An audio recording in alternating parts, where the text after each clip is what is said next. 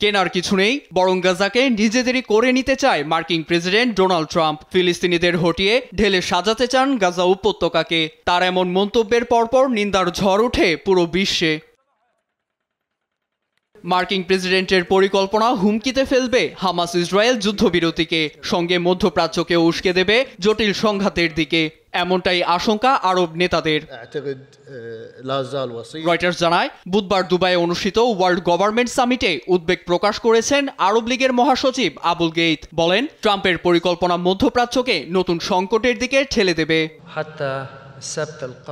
আগামী শনিবার পর্যন্ত বড় ধরনের সমস্যার মধ্য দিয়ে যেতে হবে আমাদের। যে কোনো মূল্যে যুদ্ধবিরতি ও বন্ধু বিনিময় চুক্তি সফল হতেই হবে। আমাদের সবাইকে এ নিয়ে কাজ করতে হবে, কারণ আরও একটি সামরিক যুদ্ধ আমাদের সকল কষ্টকে ধুলায় মিশিয়ে দেবে।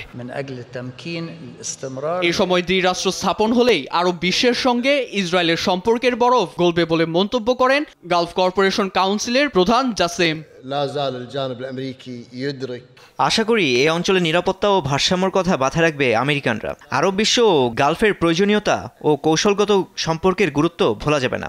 আমার চোখে তারা মধ্যস্থতাকারী, শুধু তাদের পরিকল্পনা ও চিন্তা ভিন্ন, তবে তাদের পরিকল্পনা গ্রহণযোগ্য নয়। মিশরের প্রেসিডেন্ট আবদেল ফাতে আল সিসির মতে মাথাচাড়া দিচ্ছে নিরাপত্তার ঝুঁকি, যা মোকাবেলায় ২৭ ফেব্রুয়ারি আরব সম্মেলনের ডাকও দিয়েছেন তিনি। জর্ডানের বাদশাহ ট্রাম্পের সঙ্গে আলোচনায় বসে খুঁজেছেন সমাধানের পথ। তারা বলছেন, দশকের পর দশক ওয়াশিংটন রাষ্ট্রনীতি বাস্তবায়নের কথা বলে আসছে, তবে তার বরখেলাপ করেছেন ট্রাম্প।